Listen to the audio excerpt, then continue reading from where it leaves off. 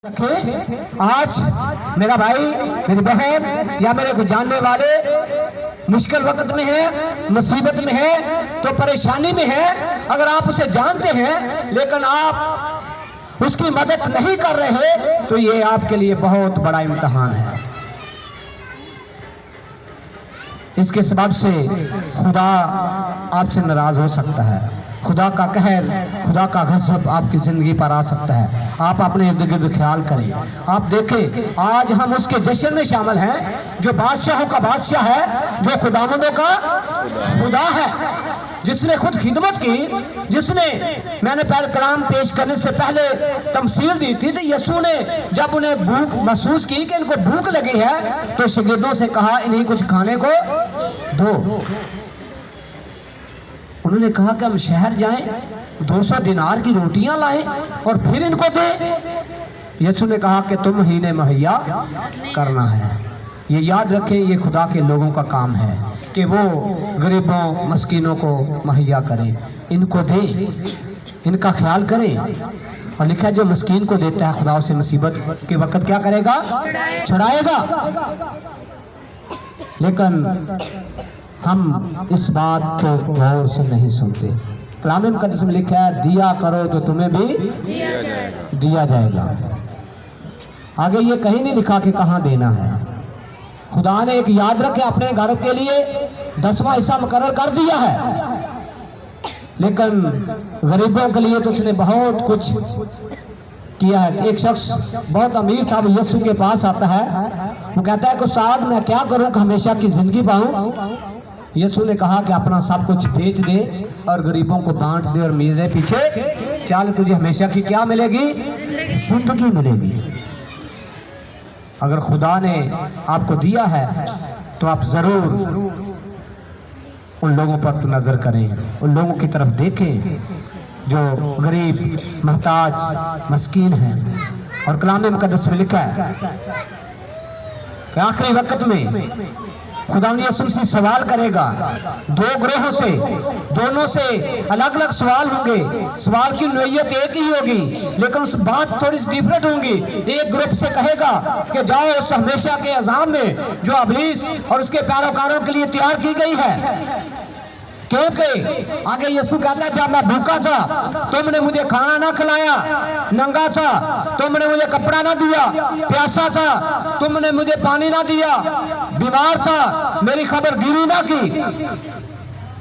वो बड़े मासूमाना अंदाज में सवाल करेंगे, ऐ खुदावंद तू कब आया हमारे पास, कब हमने तेरी खबर गिरी नहीं की? तो वो क्या कहेगा? जब इन छोटों में से किसी एक के साथ नहीं किया तो तुमने मेरे साथ भी नहीं किया। जब इन छोटों में से किसी एक के साथ नहीं किया तो मेरे भी साथ नहीं किया। इसका मतलब यह है खुदा ने उस लावी की काहिन की तारीफ नहीं की, खुदा ने उस लावी की तारीफ नहीं की, खुदा ने तारीफ की तो सिर्फ सामरी की और कहा कि तू भी जा सामरी बन जा।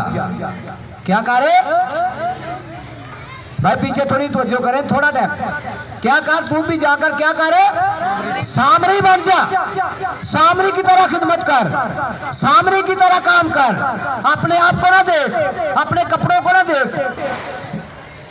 कल मुझे थोड़ा सा ना मैं डिस्टर्ब हुआ। मैं जितना वादा किया था खुदा के साथ उतना ही काम करता सही था, बड़ा आराम तो रहता। 4-5 दिन से मुसलसल रात के 2-3 बज जाते हैं इस काम के लिए।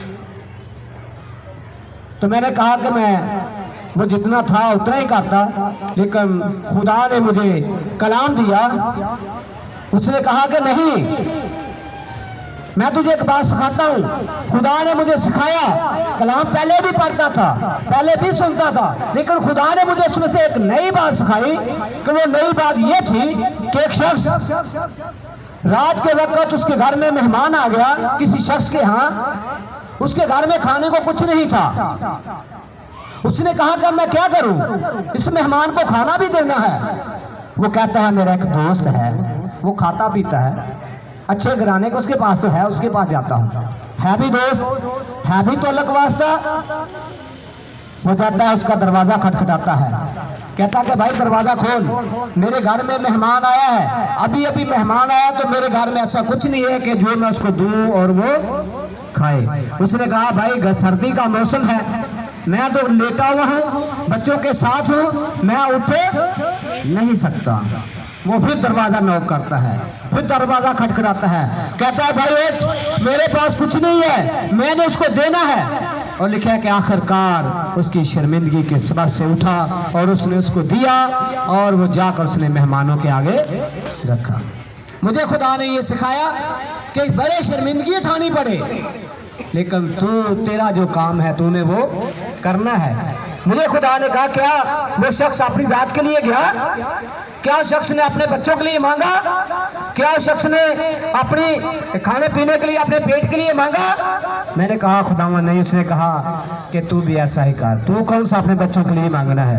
तूने कौन सा अपने रिश्तेदारों के लिए सवाल करना है? तूने कौन सा अपनी जात के लिए